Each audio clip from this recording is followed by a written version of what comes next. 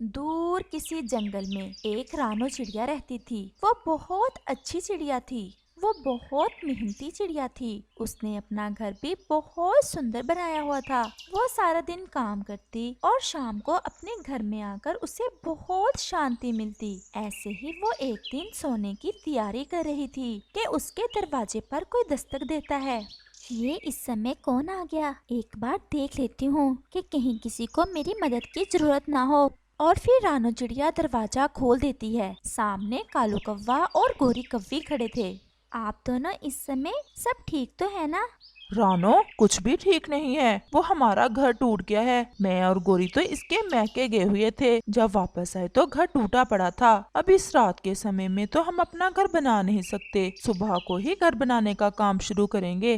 रानो प्लीज, हमें आज की रात अपने घर में रहने दो। हम सुबह होते ही यहाँ से चले जाएंगे।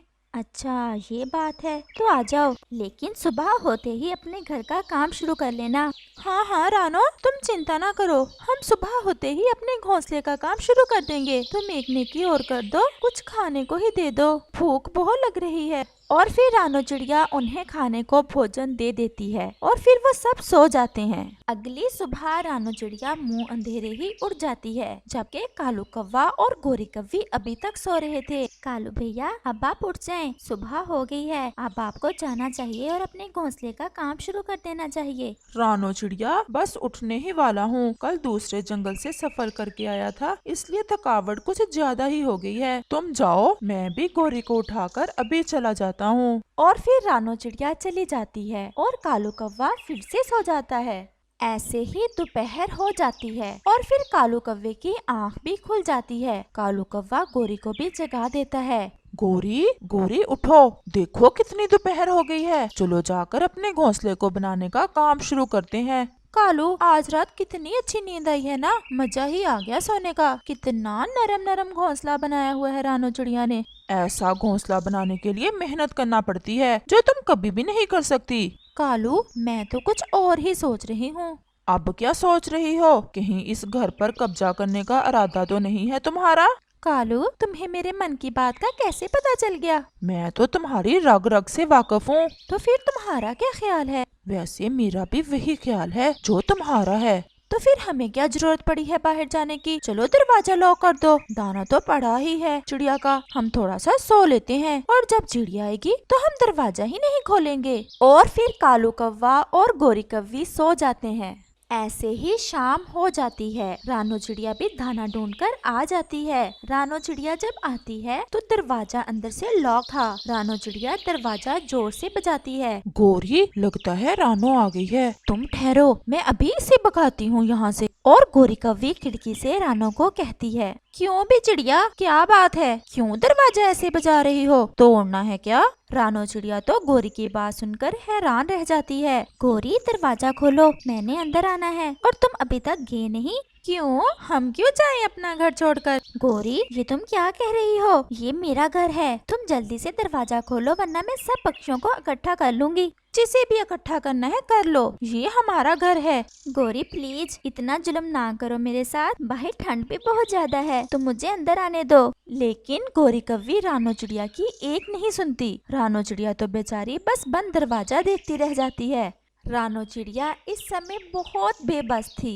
वो ऐसे ही वहाँ से थोड़ा दूर एक पेड़ के नीचे बैठ जाती है। उस पेड़ के पास ही एक तरबूज की बेल थी, जिस पर 2 तरबूज लगे हुए थे। चिड़िया, तुम उदास क्यों बैठी हो? वो कालू और गोरी ने मेरा घर मुझसे छीन लिया है। अब आप ही बताएं, मैं क्या करूं? सर्दी भी इतनी ज्यादा है, मैं रात कैसे गुजारूंगी? चिड़िया, क्या मैं तुम्हारी मदद कर सकता हूँ? आप मेरी मदद कैसे कर सकते हैं? आप तो एक तरबूज हैं। रानो चिड़िया, ये जो मेरे साथ तरबूज पड़ा है, तुम चाहो तो इसे अपना घर बना सकती हो। मैं तरबूज को कैसे अपना घर बना सकती हूँ? बस थोड़ा सा इसमें सुराख कर लो। ये अंदर से खोखला है और फिर तुम इसके अंदर अपना घर बना लेना। ये तुम्हें ठंड से बचा लेगा। मुझे इसकी बात मान लेनी चाहिए, वरना इस ठंड में तो मैं मर जाऊंगी। और फिर चिड़िया उस तरबूज के अंदर एक सुराख करती है। वो तरबूज तो अंदर से सच में खोखला था और उसके अंदर नरम नरम घोंसला भी था। रानो चिड़िया उस तरबूज के अंदर चली जाती है। रानो चिड़िया को तरबूज के अंदर बहुत ज्यादा गर्माइश मिलती है और वो आराम से सो जाती है। अगली सुबह रानो चिड़िया फिर जल्द ही उड़ जाती है और दाने की तलाश में निकल जाती है। दूसरी तरफ कालू कौवा और गोरी कौवी भी रानो चिड़िया के घोंसले में बहुत मौजें कर रहे थे। कालू, देखा मैंने रानो चिड़िया को कैसे डराया, वो दोबारा नहीं आई हमसे अपना घर वापस लेने। गोरी, वैसे तुम हो बड़ी शैतान, दूसरों की चीजों पर कब्जा करना तो कोई तुमसे सीखे। अब चलो थोड़ा बहुत भोजन भी ढूंढ लाए। रानों का जमा किया हुआ भोजन तो तुम एक ही दिन में खत्म कर चुकी हो। कालू, मेरे खाने पे ना नजर रखा करो, पहले ही मैं बहुत कमजोर होती जा रही हूँ। और फिर वो दोनों भोजन की तलाश में चले जाते। वो दोनों उसी पेड़ के पास चले जाते हैं जिसके नीचे रानो चिड़िया का तरबूज वाला घर था। गोरी की नजर अचानक से रानो चिड़िया पर पड़ती है। वो तरबूज के अंदर चली जाती है। कालू, वो देखो रानो, वो तो उस तरबूज के अंदर चली गई। ये कैसे हो सकता है? चलो जाकर देखते हैं कि क्या साहसिक कार्य है। गोरी, आखिर तुम्हें चैन क्यों नहीं आ रहा? रानो चिड़िया के घर पर तो कब्जा कर ही लिया तुमने, अब तुम्हें क्या लगे वो जिधर भी जाए। कालू, तुमने नहीं जाना तो ना जाओ, मैं तो जा रही हूँ। और गोरी कौवी ऐसे कहते हुए वहाँ से चली जाती है और वो उस तरबूज के पास चली जाती है और देखती है कि उस तरबूज के अंदर तो एक बहुत सुंदर सा घर बना हुआ था और रानो चिड़िया उसमें आराम से बैठी हुई थी। गोरी को तो वो घर बहुत पसंद आया था। उसका मन कर रहा था कि वो तुरंत ही रानो चिड़िया से वो घर भी छीन ले और फिर वो वहाँ से वापस आ जाती है। देखा ही हो रानो चिड़िया को। कालू, वो तो बहुत सुंदर घर है, मैं तुम्हें क्या बताऊं उस घर के बारे में, मुझे तो वही घर चाहिए। तुम्हारा दिमाग तो खराब नहीं हो गया? इसमें मैं तुम्हारी कोई मदद नहीं करूँगा। मदद तो तुम्हें करना होगी क्योंकि वो घर भी हम दोनों का ही होगा और वैसे भी रानो को तो उसका पहले वाला घर तो मिल ही जाएगा ना। लेकिन रानो कभी भी नहीं मानेगी। हमने कौन सा रानो से मांगना है, हमने तो बस कब्जा करना है उसके घर पर। लेकिन वो कैसे? वो तो मुझ पर छोड़ दो। चलो, अभी मुझसे इंतजार नहीं हो पा रहा, मैं तो आज रात उसी तरबूज वाले घर में गुजारूंगी। और फिर कालू कौवा गोरी के साथ चला जाता है। गोरी रानो के नए घर के बाहर रानो चिड़िया को आवाज देती है।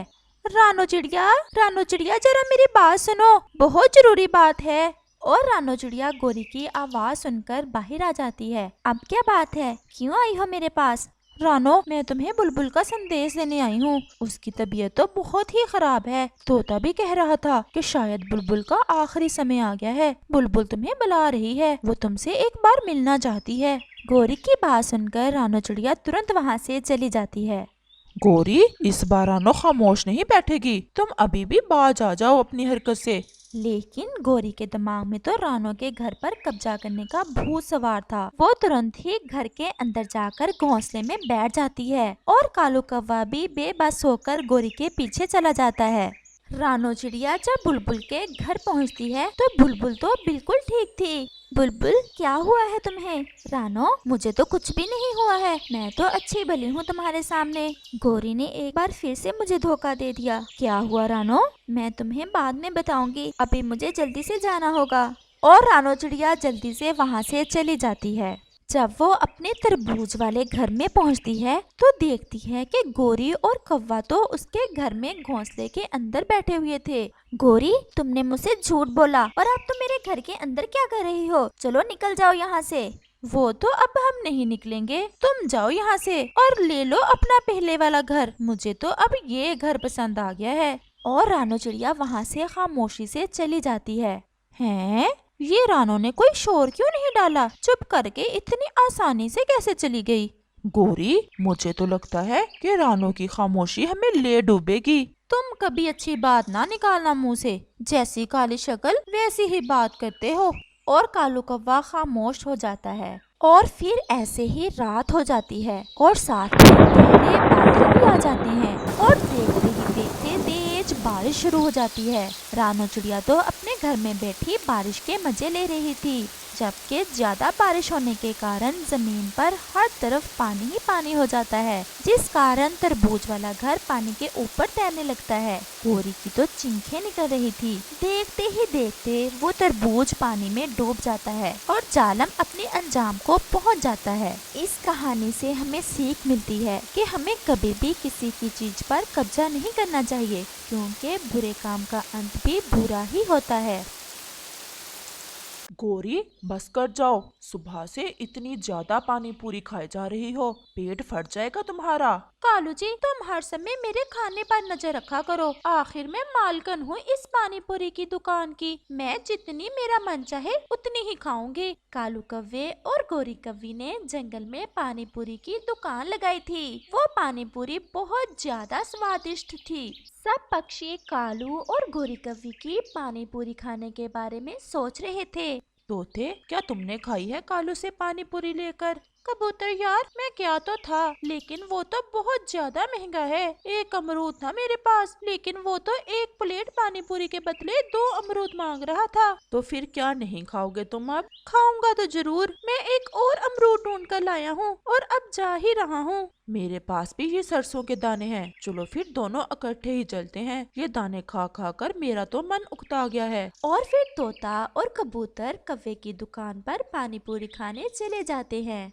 तुम फिर आगे तोते, हमने कहा था कि 2 अमरूद लगेंगे, फिर मिलेगी 1 प्लेट पानी पूरी की। गौरी बहन, क्यों इतना गुस्सा हो रही हो? ये देखो, मैं लेकर आया हूँ 1 और अमरूद। ये हुई ना बात। दो कालू जी, अब 1 प्लेट पानी पूरी की मेरे तोते भैया को।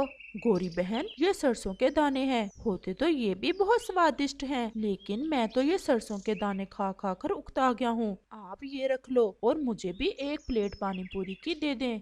1 प्लेट पूरी नहीं मिलेगी, इन सरसों के दानों के बदले हाफ प्लेट मिलेगी। अगर लेनी है तो बता, नहीं तो भाग जाओ। गोरी बहन, हाफ प्लेट ही दे दें, लेकिन पानी थोड़ा ज्यादा देना। और फिर ऐसे कबूतर भी गोरी और कालू से पानी पूरी लेकर खा लेता है। और फिर कबूतर और तोता वहाँ से चले जाते हैं। गोरी, तुम ये प्लेटें तो धो लो, अगर कोई और गाहक आ गया तो हमारे पास और प्लेटें नहीं है। मैं धो लेती हूँ थोड़ी देर बाद, तुमसे तो मैं फारग बैठी देखी ही नहीं जाती। मम्मा, मम्मा सुना है कालू अंकल ने जंगल में पानी पूरी की दुकान लगाई हुई है। मम्मा, मेरा भी बहुत ज्यादा मन कर रहा है पानी पूरी खाने को। मम्मा प्लीज मुझे भी पानी पूरी खिला लाओ। कुकू बेटा, वो बहुत महंगे हैं, ऐसे में नहीं देते पानी पूरी, बदले में ढेर सारा भोजन लेते हैं और हमारे पास तो आज कोई कर नहीं है।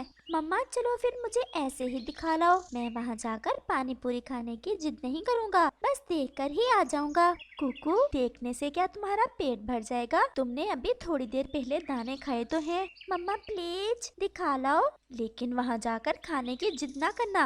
मम्मा नहीं करूँगा, बस देखकर हम आ जाएंगे। और फिर रानो चिड़िया अपने बेटे कुकू को साथ लेकर गोरी कव्वी और कालू कव्वे की पानी पूरी की दुकान देखने चली जाती है। चिड़िया, खाली हाथ ही आ गई हो, कुछ लाई नहीं हो? मुफ्त में तो नहीं मिलती ये पानी पूरी। गोरी बहन, मेरे पास कन नहीं था और कुकू जिद कर रहा था। हम पानी पूरी खाने नहीं आए, बस देखने ही आए हैं। तो ये बात है, लेकिन जो हमारी पानी पूरी की सुगंध तुमने ली है, उसके बदले में क्या दोगी तुम हमें? नहीं नहीं, हमने सुगंध तो नहीं ली, हम तो सिर्फ देख रहे हैं। तो क्या नाक बंद करके बैठे हो तुम माँ बेटा? कालू, सुन रहे हो? एक तो सारी सुगंध चरा ली इन दोनों माँ बेटों ने हमारी पानी पूरी की, और ऊपर से ये कह रहे हैं कि हमने सिर्फ देखा ही है। चलो कुकू चलें। ऐसे जाकर तो दिखा। मैंने कहा जो हमारी पानी पूरी की सुगंध तुमने ली है उसका हिसाब दो, नहीं तो बस थोड़े से बर्तन हैं धोने वाले, वो धो दो और फिर चली जाना। अगर ऐसे गई तो मारूंगी तुम दोनों माँ बेटे को मैं। कुकू, मैंने कहा भी था तुम्हें बेटा, हमारे पास कन नहीं है। अब देख लो गोरी ने कैसे लड़ाई बना ली है।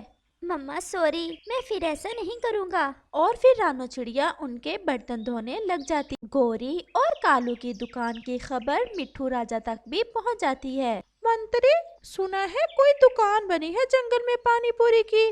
जी जी महाराजा, गोरी कव्वे और कालू कव्वे ने बनाई है वो दुकान, और वो बहुत स्वादिष्ट पानी पूरी बेच रहे हैं। अगर आपने खाना है तो मैं लाऊं आपके लिए। मैं खुद जाना चाहता हूँ वहाँ। मैं भी तो देखूं कैसी है वो दुकान। और फिर मिट्ठू राजा मंत्री के साथ गोरी और कालू की पानी पूरी की दुकान देखने चला जाता है। मिठू राजा जी, आप यहाँ क्यों आए? कोई संदेश भेज देते आप, हम भेज देते आपके लिए पानी पूरी। मैं तुम्हारी दुकान देखना चाहता था, इसलिए आ गया। ये क्या रानो चिड़िया, तुम बर्तन धो रही हो? मिट्ठू राजा, अच्छा ही हुआ जो आप यहाँ आ गए। राजा जी, मेरा बेटा। चुप कर जाओ चिड़िया, चुप करके अपना काम करो। मैं बताऊंगी राजा जी को, मैं जरूर बताऊंगी। बताओ बताओ चिड़िया, क्या बात है? राजा जी, मेरा बेटा जिद कर रहा था कि मैंने कालू अंकल की दुकान देखनी है। मैं इसे ले आई, लेकिन ये गोरी कह रही है कि मैंने उसकी पानी पूरी की सुगंध चुरा ली है और बदले में मुझसे ये बर्तन धुलवा रही है, और ये भी कहती है कि शाम तक मुझे इसके बर्तन धोना होंगे। तो ये बात है। गोरी, क्या सारी ही सुगंध चुरा ली है इस चिड़िया ने, या कुछ छोड़ी भी है तुम्हारी पानी पूरी में? लगता है मिट्ठू राजा जी भी उल्लू बन गए। मिट्ठू राजा जी, सारी ही चुरा ली है, थोड़ी भी नहीं छोड़ी। मैं भी कहूँ, तुम्हारी इस पानी पूरी से सुगंध क्यों नहीं आ रही? राजा जी, आप भी ऐसा ही कह रहे हैं, मैंने कुछ नहीं चुराया। चिड़िया, तुम चुप कर जाओ। एक गोरी की सुगंध चुरा ली और दूसरा नाटक कर रही हो। मैं न्याय करूँगा तुम दोनों का। गोरी और कालू, तुम दोनों मेरे साथ चलो। मैं तुम्हें कीमत देता हूँ जो चिड़िया ने तुम्हारी सुगंध चुराई है, और चिड़िया तुम भी साथ ही आओगी। और फिर मिट्ठू राजा वहाँ से चला जाता है। कालू, देखा मेरा दिमाग, मिट्ठू राजा को भी उल्लू बना दिया। तुम तो पानी पूरी बेच रहे हो और मैंने तो इसकी सुगंध ही बेच दी। चलो अब जल्दी करो, राजा जी से सुगंध की कीमत वसूल करने चले जो ली है इस छोटी चिड़िया ने। और फिर वो सब मिट्ठू राजा के दरबार की तरफ चले जाते हैं। मिट्ठू राजा तो गोरी और कालू का सब ड्रामा समझ चुका था और वो अब उन्हें सबक सिखाना चाहता था। हाँ, तो आ गए हो कौवे और कौवी? जी जी महाराज, अब जल्दी से हमें कीमत दे दे सुगंध की। लेकिन तुम्हें 2 दिन यहाँ रहना होगा मेरे पास ही, और वो भी इन पिंजरों में। सिपाही, इन दोनों को बंद कर दो पिंजरों में। मिट्ठू राजा, हमने क्या किया है? बस कल तक तुम इन पिंजरों में रहोगे तो सब पता चल जाएगा। और फिर सिपाही उन दोनों को पिंजरों में बंद कर देता है। चिड़िया, तुम अब जाओ अपने घर, लेकिन कल जरूर आना। और चिड़िया खुश खुश अपने घर चली जाती है। और फिर अगले रोज चिड़िया फिर से मिट्ठू राजा के पास पहुंच जाती है। गोरी कौवी और कालू कौवा पिंजरों में बंद थे और उन्हें बहुत ज्यादा भूख लगी हुई थी। उनके सामने राजा ने ढेर सारे फल रखे हुए थे, लेकिन वो केवल इन फलों को देख सकते थे, खा नहीं सकते थे। राजा जी, मैं तो भूख से मर रही हूँ, प्लीज मुझे कुछ खाने को तो दे दे। ये इतने ढेर सारे फल तुम्हारे पास पड़े हैं और तुम ये कह रही हो कि तुम्हें भूख लगी हुई है, हमें पागल बना रही हो। लेकिन राजा जी, फल तो मेरे सामने पड़े हैं, मैंने कौन सा वो खाए हैं? इनकी सुगंध से अपना पेट भरो, जैसे चिड़िया ने तुम्हारी पानी पूरी की सुगंध से अपना पेट भर लिया था। ये सुनकर गोरी सब समझ जाती है कि ये तो राजा जी उसे उसके किए की सजा दे रहे हैं। और फिर गोरी राजा जी से और रानो चिड़िया से माफी मांगती है और फिर राजा उन दोनों को छोड़ देता है। राजा जी, आपने बहुत अच्छा सबक दिया इन दोनों को, अब ये आइंदा ऐसी हरकत कभी नहीं करेंगे।